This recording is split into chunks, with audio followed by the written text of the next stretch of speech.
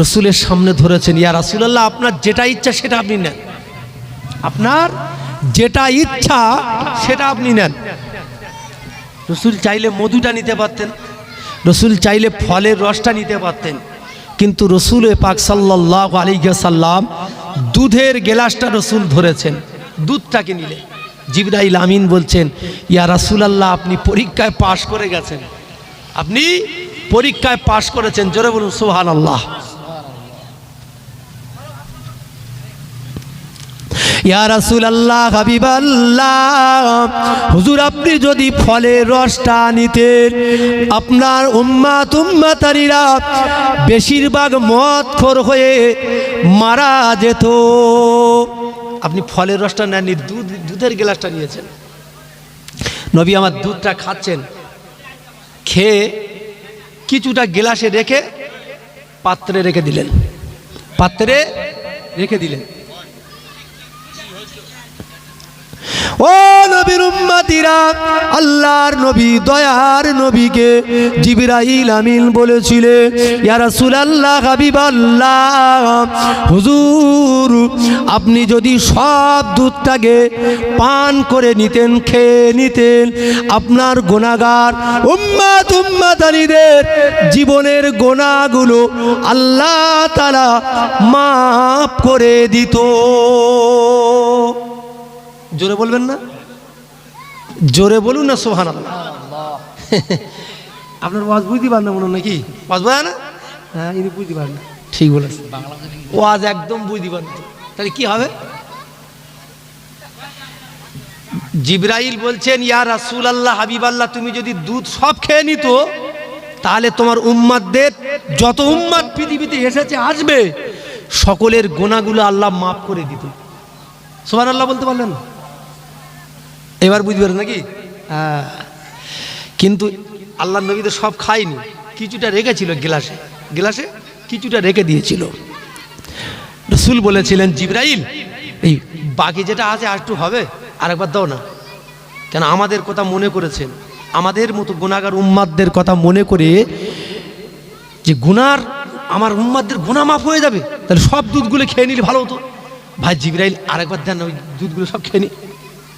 জিবরাইল বলেছিলেন, না আর চান্স হবে না, আর চান্স নেই, একবারই শেষ। আল্লাহ পাক জান্নাত জাহান্নাম পরিদর্শন করালেন। জান্নাত জাহান্নাম পরিদর্শন করার পরে আল্লাহ পাকের উপরে, আল্লাহ পাক আমার নবী পাকের উপরে 50 ওয়াক্ত নামাজটাকে দিলেন। যান আপনার উম্মাতদেরকে বলে দেন তাদের উপরে আমি আল্লাহ 50 ওয়াক্তের নামাজটাকে ফরজ করে দিলাম। নবী আমার এই 50 ওয়াক্তের নামাজটাকে নিয়ে ফিরে আসছেন, দুনিয়াতে ফিরে আসছেন। মুসা নবীর সঙ্গে দেখা হয়ে গেল। মুসা নবী তো ষষ্ঠ আকাশে আছে, ষষ্ঠ আকাশে মুসা নবীর সঙ্গে দেখা হলো। নবী মুসা বলছেন, ইয়া রাসূলুল্লাহ হাবিবাল্লাহ, হুজুর আপনি তো ফিরে যাচ্ছেন দুনিয়ায়, তো কি আল্লাহ আপনাকে উপহার দিয়েছেন? নবী আমার বললেন, আমার গুনাহগার উম্মাতানিদের জন্য আল্লাহ পাক 50 ওয়াক্তের নামাজটা আল্লাহ উপহার দিয়েছেন। আমি রাসূলুল্লাহ 50 ওয়াক্তের নামাজটা নিয়ে দুনিয়ার জমিনে ফিরে যাচ্ছি। আল্লাহ নবী জলিলুল কদর নবী হযরতে মুসা আলাইহিস সালাম নবী আমাকে বললেন, বিশ্ব নবীকে বললেন, দয়ার নবীকে বললেন, ও আমাদের হাবিব আপনি যান 50 ওয়াক্তের নামাজ আপনার গুনাহগার উম্মাতানিরা পড়বে না। আপনার দুনিয়াতে আগমনের আগে আমি মুসা নবী আল্লাহ পাক বনি ইসরাইল গোত্রে আমাকে নবী করে পাঠিয়েছিল। ও হাবিবে পিয়ারা আপনি যান আপনার গুনাহগার উম্মাতানিরা তারা বড় জয়ীফ হবে, দুর্বল হবে, ভোরের বেলা শীতের কালে কাঁটা ছেড়ে উঠবে না, ফজরের নামাজ পড়বে না, জোহরের নামাজ পড়বে না, আসরের নামাজ পড়বে না, এশার নামাজ, মাগরিবের নামাজ পড়বে না। ও আমার হাবিবে পিয়ারা আল্লাহ পাকের দরবারে ফিরে যান। 50 ওয়াক্তের নামাজটাকে যদি একটু কমিয়ে আনতে পারেন, আপনার গুনাহগার উম্মাতানিদের জন্য একটু সচ্ছল হয়ে যাবে। 50 ওয়াক্তের নামাজ দিয়ে আপনার উম্মাতরা পড়বে না। আপনি ফিরে যান, কমিয়ে হয় কম হয় কি দেখেন, যান। নবী আমার গেলেন, আল্লাহ আমার উম্মাতেরা 50 ওয়াক্তের নামাজ পড়তে পারবে না। আল্লাহ বললেন যাও, তাহলে 5 ওয়াক্ত নামাজ কমিয়ে দিলাম। তাহলে হলো কত? 45 ওয়াক্ত। একবার নয়, দুবার নয়, রসুল আমার 9 বার গিয়েছিল আল্লাহ পাকের দরবারে। 50 ওয়াক্তের জায়গায় 45 ওয়াক্তের নামাজ আমাদের কাছ থেকে কমিয়ে দিল। 5 ওয়াক্তের নামাজ আল্লাহ আমাদের জন্য ফরজ করেছেন। মুসা নবীর সাথে আবার দেখা হবে। আসলি তো মুসা নবীর সাথে দেখা হবে নাকি? ওই রাস্তায় যেতে গেলে দেখা হবে না? ওই রাস্তা বাড়ি দেখা হচ্ছে। মুসা নবী বলছেন, ইয়া রাসূলুল্লাহ, হাবিব আল্লাহ, হুজুর, তাহলে ক ওয়াক্তের নামাজ কমালো? বলছে 45 ওয়াক্তের নামাজ কমিয়ে দিয়েছে। তাহলে 5 ওয়াক্তের নামাজ? বলছে আপনার উম্মাতের এই 5 ওয়াক্ত নামাজও পড়বে না, আপনি যান, আরো যদি কিছু কম হয় আরো ভালো হবে। নবী বললেন না, আমি এই 5 ওয়াক্ত নামাজটাকে মেনে নিয়েছি, কবুল করে নিয়ে দুনিয়াতে ফিরে চলে যাচ্ছি। জোরে বলুন সুবহানাল্লাহ। নবী আমার ফিরে আসলেন। ফিরে আসার পরে সুবে সাদিক হয়ে গেল, সকাল হয়ে গেল। তাহলে এবার কি হবে? রসুল এই মেরাজের কথাটা, এই নবুয়াতের কথাটা, মেরাজের কথাটা, রসুল আল্লাহর সঙ্গে দিদারের কথাটা তো এ তো মানুষকে বলতে হবে। না বললে মানুষ জানবে কি করে? কি আমি একজন মানুষ নামাজ পড়ে না, তাহলে আমি জানি, আমার কর্তব্য হলো ওই মানুষটাকে নামাজ পড়ার কথা বলা। কি নামাজ পড়তে বলার কথা বলতে হবে তোমার নাকি? যদি আমি না বলি আমি ধরা পড়ে যাব। তা আমার উচিত হবে আমি নামাজ পড়ছি আর একজন মানুষ নামাজ পড়ে না, তাকে নামাজ পড়তে বলা, এটা আমার কর্তব্য। তাহলে রসুল মেরাজ শরীফে গেলেন, দিদার হলো, শোবে সাদিক হয়ে গেল। আল্লাহ নবী এবারে যাবেন, বাড়ির বাইরে বার হবেন, পিছন দিক থেকে আমাদের একজন আম্মা জান উম্মাহাতুল মুমিনিন রসুলুল্লাহর পিছন দিক থেকে জামা টেনে ধরেছে। ইয়া রাসূলুল্লাহ, আপনি কোথায় যাচ্ছেন? আল্লাহর নবী বললেন, আমি যাচ্ছি, আজকে রাতে যে আমার আল্লাহ পাকের সঙ্গে দিদার হয়েছে, 5 ওয়াক্ত নামাজটাকে আল্লাহ ফরজ করেছেন, এই কথাটা তো বলতে যাচ্ছি। হযরতে উম্মে হাফসা রাদিয়াল্লাহু তাআলা আনহা রাসূলুল্লাহর জামাটা টেনে ধরেছেন। ইয়া রাসূলুল্লাহ, আপনি যাবেন না। কেন? আবু জেহেল তো বেঈমান, আবু জেহেল তো বেদিন, ও তো বেঈমান, কাফের, মুশরিক, ও তো আপনার কথা মানবে না, ও তো আপনার কথা মানবে না। রাসূল বলছেন, কে মানুক আর না মানুক আমার তো দেখলে হবে না, আমার তো বলতেই হবে। আবু জেহেলের কানে কথা আওয়াজ চলে গেল যে আজ রাতের ভিতরে আল্লাহর নবীর নাকি আল্লাহর সঙ্গে দিদার হয়েছে। আবু জেহেলের দলবল সব হাসছে, ঠাট্টা বিদ্রুপ করছে যে মোহাম্মদ পাগল হয়ে গেছে। মোহাম্মদ বলে কি? সে আল্লাহ পাকের আরশে আজিম কোথায়, আল্লাহ পাক কোথায় বসে আছেন, আল্লাহর নবীর সঙ্গে মক্কা শরীফ থেকে সেখানে দিদার হয়ে গেল। হ্যাঁ, আব্দুল্লাহর ঘরে, মা আমিনার ঘর থেকে, আর সেই মানে আল্লাহ পাকের সঙ্গে দিদার হয়ে গেল। তাহলে নবী মোহাম্মদ পাগল হয়ে গেছে, মনে হয় মাথার ব্রেন টেন খারাপ হয়ে গেছে। সিদ্দিকে আকবর আবু বকর সিদ্দিকের কানে আওয়াজ এসে গেল যে রসুল আজ রাতের মধ্যে আল্লাহ পাকের সঙ্গে দিদার হয়েছে, আল্লাহর সঙ্গে মেরাজ হয়েছে, আল্লাহ 5 ওয়াক্ত নামাজটাকে ফরজ করেছেন। সিদ্দিকে আকবর বিশ্বাস করে নিয়েছেন। সিদ্দিকে আকবর রসুলুল্লাহর কথাটা বিশ্বাস করে নিয়েছেন। রাস্তায় যেতে যেতে আবু জাহালের সঙ্গে দেখা হয়ে গেল। এই ভাই সিদ্দিকে আকবর, আবু বকর, তুমি কি শুনেছো যে নবী মোহাম্মদ, তোমার মোহাম্মদ কিন্তু পাগল হয়ে গেছে, ম্যাড হয়ে গেছে? কেন, কি হয়েছে? না, তোমার মোহাম্মদের সঙ্গে নাকি আল্লাহ পাকের দিদার হয়েছে। এই মক্কার জমিন থেকে আল্লাহ পাকের আরশে আজিম, আল্লাহর সঙ্গে 70,000 পর্দাকে সরিয়ে সরাসরি নাকি দিদার হয়ে গেছে, তোমার মোহাম্মদ পাগল হয়ে গেছে। সিদ্দিকে আকবর কি বলেছিলেন? এই আবু জাহাল, নবী মোহাম্মদ যদি বলে থাকে, আমি সিদ্দিকে আকবর, তুই যদি বিশ্বাস না করিস, আমি সিদ্দিকে আকবর আমার অন্তরে আমি বিশ্বাস করে নিলাম আমার রাসূলুল্লাহ যেটা বলে সেটা সত্য কথা বলে। জোরে বলুন সুবহানাল্লাহ, জোরে বলুন না সুবহানাল্লাহ। এজন্য আবু বকরকে উপাধি দেওয়া হয়েছিল, সিদ্দিক বলে উপাধি দেওয়া হয়েছিল। কাবা শরীফের বাইরে আপনার 6 নম্বর টয়লেটের কাছে, 6 নম্বর হাম্মামের কাছে সিদ্দিকে আকবরের বাড়ি। এখন এই বাড়িটা মসজিদ করে দেওয়া হয়েছে, উপরে মার্কেট, মসজিদ, মসজিদে আবু বকর। আর সাফা থেকে মারোয়া, মারোয়া থেকে বার হলে আবু জাহালের বাড়ি। আবু জাহালের বাড়ি কি হয়েছে? টয়লেট। টয়লেট মানে হাজি সাহেবরা গিয়ে ওখানে বাথরুম করে, পেশাবখানা করে, থুতু ফেলে, ঘৃণা। আর আবু জাহেলের বাড়ি থেকে রাসূলুল্লাহর বাড়ি দেখা যাচ্ছে, তো খুব বেশি দূর না, তো দেখা যাচ্ছে একেবারে কাছে। তাহলে রাসূলকে চিনতে পারলো না। সিদ্দিকে আকবর বিশ্বাস করে নিল যে আমার রাসূল যেটা বলে সেটা কোনোদিন মিথ্যা হতে পারে না। সেটা হলো আমার রাসূলুল্লাহকে এজন্য আল আমিন, মক্কার মানুষেরা আল আমিন উপাধি দিয়েছিল। আর একবার জোরে বলুন সুবহানাল্লাহ, একবার প্রাণ খুলে দরুদ আল্লাহুম্মা।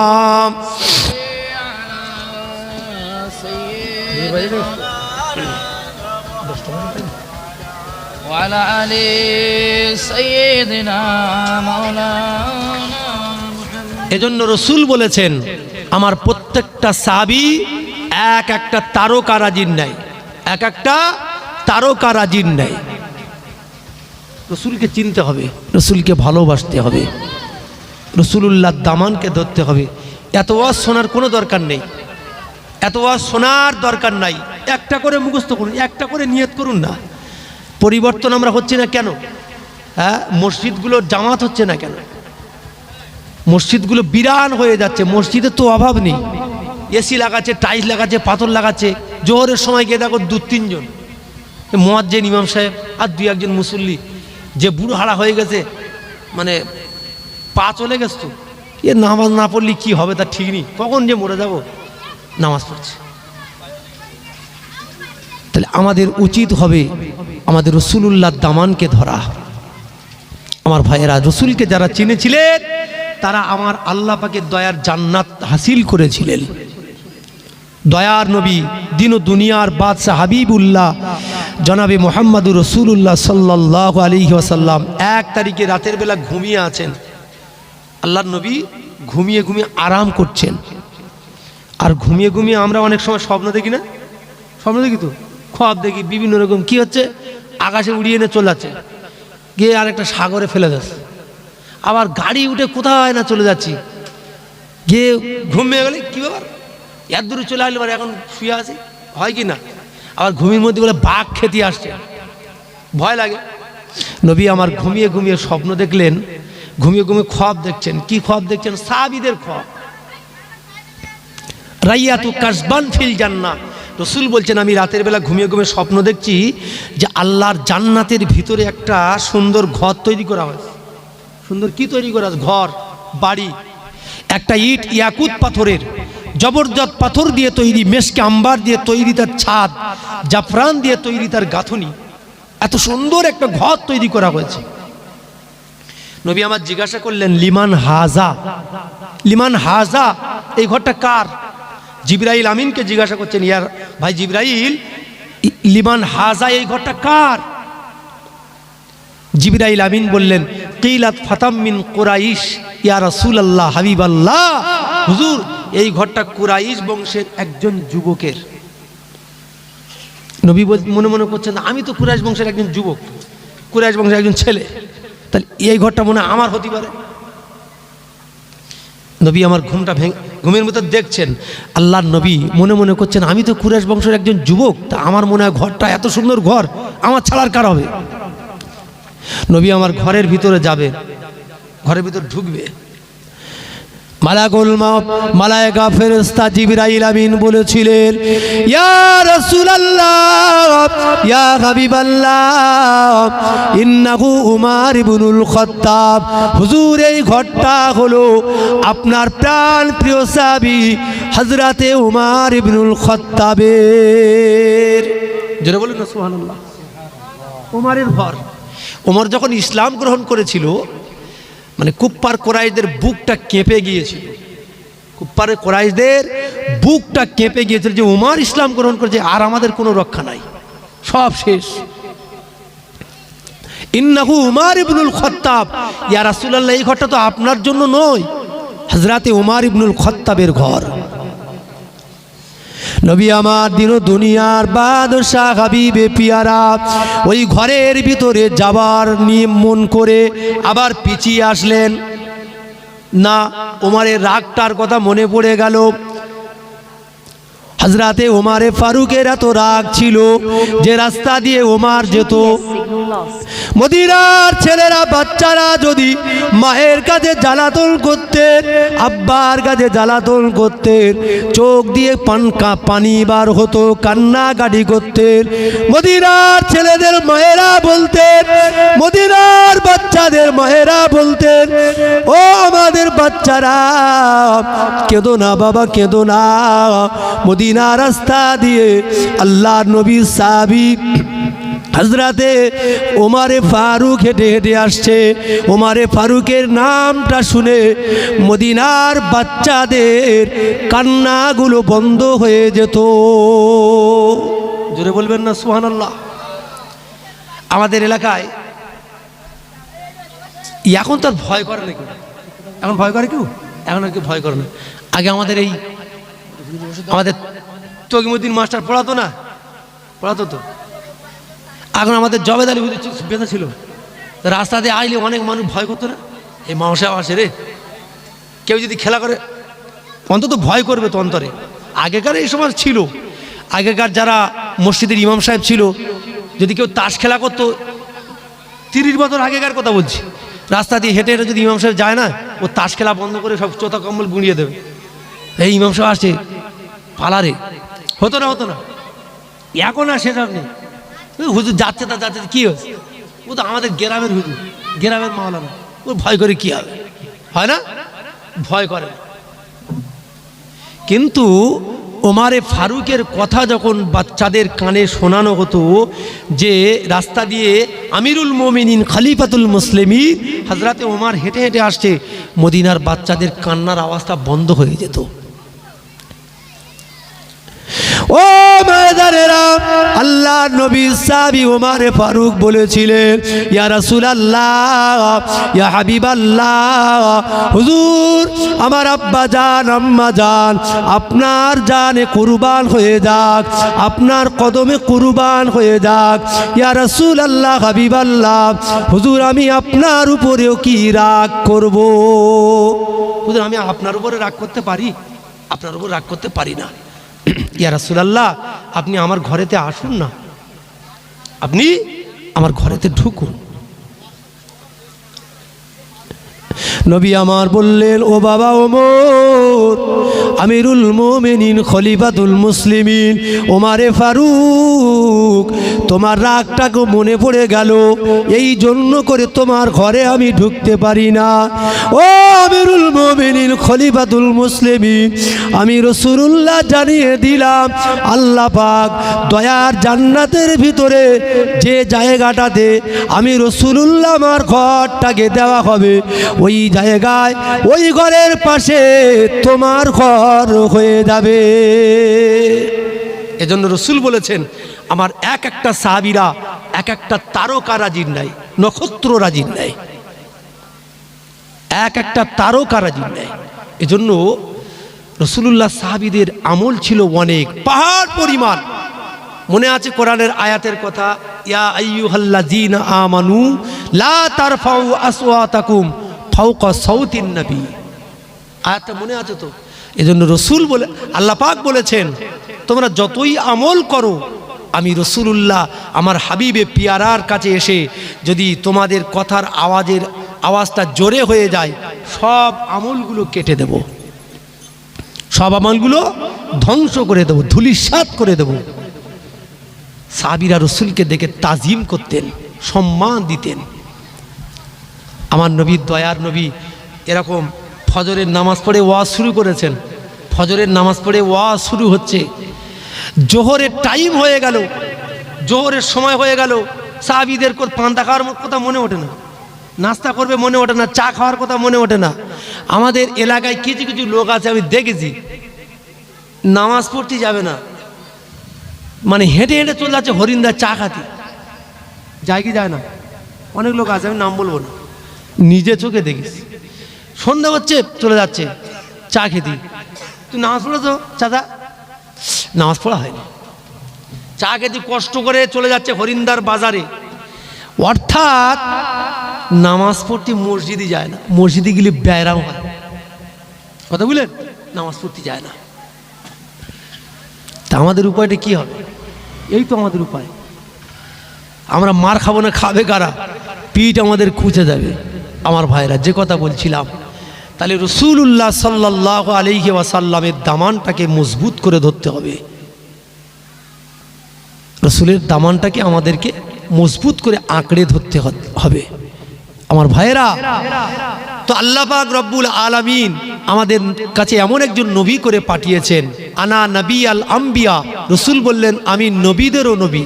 লিবাদিল হামদি বিয়াদি ইয়াউমাল কিয়ামা, কিয়ামতের দিনে আদম সন্তানদের সর্দার আমি রাসূলুল্লাহ হব। মাফাতিহুল জান্নাতি বিয়াদি ইয়াউমাল কিয়ামা, কিয়ামতের দিন ময়দানে মহাশারে আমার আল্লাহ পাক আমার হাতে জান্নাতের চাবি দেবে। জান্নাতের চাবিকাঠি আমি রাসূলুল্লাহ আমার হাতে থাকবে। জোরে বলুন সুবহানাল্লাহ। আমিরুল মুমিনিন ওমরে ফারুক রাসূলুল্লাহর একেবারে সিদ্দিকে আকবরের পাশে শুয়ে আছেন। এমন নসিবওয়ালা করেছিলেন। মদিনার মসজিদে নবাবী শরীফ কোরআনের আয়াত আল্লাহ নাজিল করে দিলেন। কদ গফারাল্লাহু লাকা মা তাকাদ্দামা মিন যামবিকা। আল্লাহ পাকের নবীর উপরে কোরআনের আয়াত নাজিল হয়ে গেল। কি আয়াত? আমার রাসূলুল্লাহর উপরে বেগুনা কোরআনের আয়াত, বেগুনা মাসুম হয়ে গেল। এই কোরআনের আয়াত নাজিল হয়ে গেল, কিন্তু রাসূলুল্লাহ আমার মনটা খারাপ করে বসে আছেন যে আমি তো বেগুনা মাসুম হয়ে গেলাম, আমার গুনাহগার উম্মতদের উপায় কি হবে? তারা তো গুনাহগার। মালাইকা ফেরেশতা জিবরাইল আমিন বলছেন, ইয়া রাসূলুল্লাহ, হাবিব আল্লাহ, আপনার গুনাহগার উম্মাতানিরা তারা যদি তওবা করে মরে যায়, তাদের তওবাটাকে আল্লাহ কবুল করে দেয়। কি হয়? তওবাটা যখন খালেস নিয়তে করে, আল্লাহ পাক জান্নাতের ভিতরে একটা সুন্দর করে ঘর তৈরি করে দেয়, সুন্দর করে প্রাসাদ তৈরি করে দেয়। আল্লাহর মালাইকা ফেরেশতারা জিজ্ঞাসা করেন, আল্লাহ পাক আজকের এই ঘরটা কার জন্য তৈরি করেছেন? আল্লাহ পাক বলবেন, ওরে আমার মালাইকা ফেরেশতারা, আজকের আমার একজন বান্দা দুনিয়ার জমিনে আমি আল্লাহ আমার উপরে সন্ধি করে নিয়েছে, আমার উপরে ওয়াদা করে নিয়েছে, আর জীবনে কোনো দিন গোনা করবে না। আমি আল্লাহ আমার ইবাদত বন্দিগি করবে। এজন্য আমি আল্লাহ ওই বান্দা বান্দির তওবাটাকে কবুল করে নিয়ে জীবনের গোনা মাফ করে দিয়েছি। জোরে বলুন সুবহানাল্লাহ। তাহলে আমাদের এত ওয়াজ না শুনে আমরা যদি একটু মানে পরিবর্তনের দিকে ফিরে আসি, তাহলে আমরা কামিয়াব হয়ে যাব। আর ওয়াজ শুনে শুনে আমরা আমাদের জীবন তো যদি না পরিবর্তন করি, তাহলে আমাদের কি উপায়টা কি হবে? নামাজ পড়তে আমরা যাব না, চায়ের দোকানে যাব। রসুল ওয়াজ করছেন, ফজরের নামাজ পড়া থেকে নিয়ে জোহর হয়ে গেল, সাহাবীদের খাওয়ার কথা মনে ওঠে না। মদিনার মসজিদে নববী শরীফের মুয়াজ্জিন ছিলেন বেলাল। হাবশী বেলালকে ডাকলেন, ও বাবা বেলাল, মদিনার মসজিদে নববী শরীফে জোহরের আযানটা দিয়ে দাও। ও ময়দানেরা, হাবশী বেলাল মদিনার মসজিদে নববী শরীফের ভিতরে রিয়াজুল জান্নাতের ভিতরে একটা উঁচু জায়গা আছে, যে জায়গাটা দাঁড়িয়ে দাঁড়িয়ে হাবশী বেলাল, কালো বেলাল, ততলা জবান ছিল, বেলালে হাবশী আযান দিত। ওই জায়গায় দাঁড়িয়ে দাঁড়িয়ে দাঁড়িয়ে দাঁড়িয়ে আল্লাহ পাকের নবী সাহাবী বেলাল জোহরের আযান খানা দিয়ে দিয়েছে। জোহরের আযান দিয়ে দিলেন, জোহরের নামাজ হয়ে গেল। আবার নবী ওয়াজ শুরু করে দিয়েছে, আবার ওয়াজ হচ্ছে। সাহাবীরা কেউ কথা বলে না, সব চুপচাপ রাসূলুল্লাহর মুখের দিকে তাকিয়ে তাকিয়ে ওয়াজ শুনছেন। কেউ কোনো কথা বলে না, বলে না যে হুজুর আমার পেশাব লেগেছে, পায়খানা লেগেছে, যাই ঘুরে আসি, কোনো কথা হবে না। কেউ ওঠে না, রাসূলুল্লাহর মুখের দিকে তাকিয়ে তাকিয়ে ওয়াজ শুনছেন। ও ময়দানেরা, জোহরের নামাজের পর থেকে নিয়ে আসরের সময় হয়ে গেল। আল্লাহ নবী, দয়ার নবী হাবশি বেলালকে ডাকলেন, ও বাবাজি বেলাল, মদিনার মসজিদে নববী শরীফে আসরের নামাজের জন্য আজানটা দিয়ে দাও। হাবশি বেলাল যখন মদিনার মসজিদে নববী শরীফে আজানটা দিতেন, মদিনার মানুষেরা, মদিনার ছেলেরা, বাচ্চারা, মদিনার নওজোয়ান তরুণেরা, যুবক জওয়ানেরা মদিনার মসজিদে আল্লাহর নবীর পিছনে নামাজ পড়ার জন্য আর বাড়িতে থাকতেন না। আল্লাহর নবীর পিছনে নামাজ পড়ার জন্য মসজিদে নববী শরীফে চলে যেত। জামাতের এত গুরুত্ব দিতেন। আজও পর্যন্ত যারা হাজী সাহেব হজ পাকে গিয়েছেন দেখেছেন, মসজিদে নববী শরীফে যখন আজান হয়ে যায়, মসজিদে নববী শরীফে যখন আজান হয়ে যায়, কাতারে কাতারে মানুষ আসছে। আরে আজান তো দূর কখন হবে, 2 ঘন্টা আগে থেকে জায়গা রেডি করে বসে আছে, ওঠে না। 2 ঘন্টা আগে থেকে জায়গা ধরে বসে আছে, ওঠে না। উঠলে তো জায়গা আর পাবে না, উঠলে জায়গা আর পাবে না। জামাতের এত গুরুত্ব। এজন্য রসুল বলেছেন, যারা মসজিদে মাইকে আজান শুনলো অথচ জামাতে নামাজ পড়তে গেল না, আমি রসুলুল্লাহ চাইলে এটা আইনটা জারি করে দিতাম, যারা জামাতে নামাজ পড়তে আসে না তাদের ঘরগুলোকে জ্বালিয়ে দাও। কিন্তু রসুল বলেনি। এই আইন যদি আমাদের উপর জারি হতো তো কেউ কারো ঘর থাকতো? হ্যাঁ, আমরা তো নামাজ পড়ি না, বেশিরভাগ মানুষ তো নামাজ পড়ি না নাকি? তখন হয়তো ভয়তে ভয়তে নামাজ পড়তে, যে ঘর আমার পুড়িয়ে দেবে, ঘর ভেঙে দেবে। আসর থেকে নিয়ে রসুল বললেন, আসরের নামাজের পরে এই সাহাবীরা সব বসে যাও, সব বসে যাও। সবাই বসে গেলেন। আবার ওয়াজ শুরু হচ্ছে। আসরের নামাজের পর থেকে নবী আমার ওয়াজ করতে লাগলেন। ও ময়দানেরা, ওয়াজ করতে করতে আল্লাহর নবীর মাগরিবের সময় হয়ে গেল। নবী আমার ডাকলেন, ও বাবাজি বেলাল, হাবশি বেলাল, ওই মদিনার মসজিদে নববী শরীফের মিনারায় দাঁড়িয়ে দাঁড়িয়ে মাগরিবের নামাজের জন্য আজানটা দিয়ে দাও। হাবশি বেলাল মদিনার মসজিদে নববী শরীফে যে জায়গায় দাঁড়িয়ে দাঁড়িয়ে আজান দিতেন, ওই জায়গা বরাবর থেকে নিয়ে সোজাসুজি আল্লাহর নবীর মেহরাব রয়েছেন, মেম্বার রয়েছেন, আল্লাহর নবী ওই মেহরাবে দাঁড়িয়ে থাকতেন। হাবশি বেলাল যখন আজান দিতে, বেলাল শাহাদাত আঙুলটাকে নিয়ে আল্লাহর নবীর দিকে দেখিয়ে দেখিয়ে বলতেন, ও মদিনার আনসারী সাহাবীরা, ও মক্কার মুহাজিরিন সাহাবীরা, চেয়ে দেখো, ইনি হলেন আশহাদু আন্না মুহাম্মাদার রাসূলুল্লাহ। জোরে বলবেন না সুবহানাল্লাহ? জোরে বলুন না সুবহানাল্লাহ। আল্লাহর নবীকে দেখিয়ে দিত শাহাদাত আঙ্গুল দিয়ে যে ইনি হলেন আমাদের সেই আশহাদু আন্না মুহাম্মাদার রাসূলুল্লাহ। রাসূলুল্লাহ দেখতেন। মাগরিবের নামাজ হয়ে গেল। নবী আমার বললেন, সাহাবীরা বসে পড়ো, কেউ উঠবে না। ওয়াজ শুরু হয়েছে কখন? ফজরের নামাজের পর থেকে, তাই তো? মাগরিবের নামাজ হয়ে গেল। পেশাব কারোর লাগলো না, পায়খানা কারোর লাগলো না, খাওয়ার কথা মনে হলো না।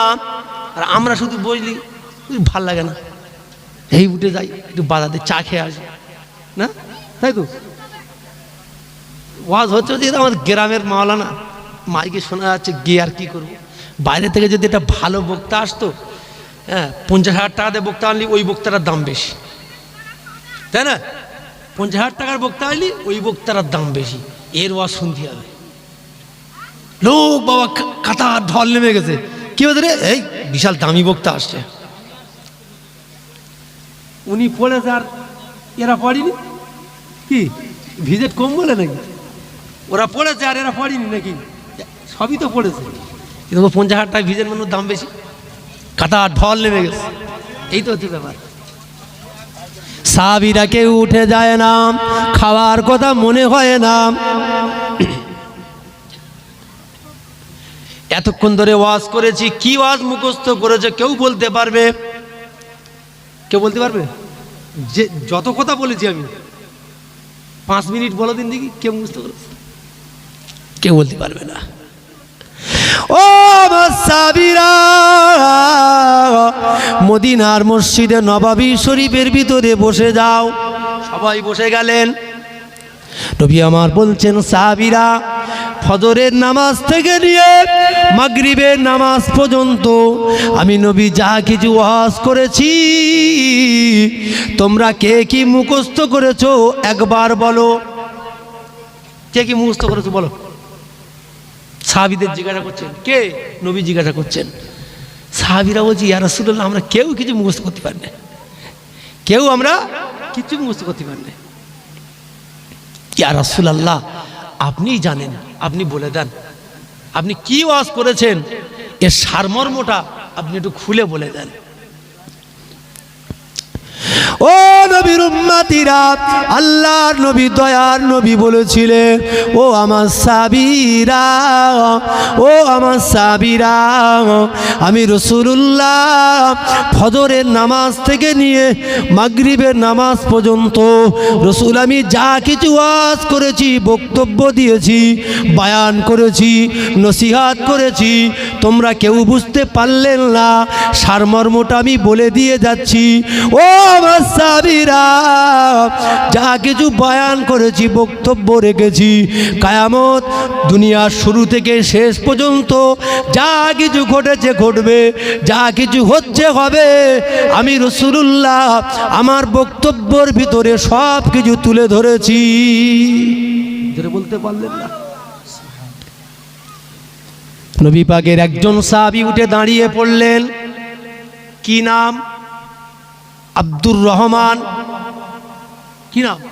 আব্দুর রহমান। পরবর্তীকালে নাম কি হলো? হযরতে আবু হুরায়রা রাদিয়াল্লাহু তাআলা আনহু।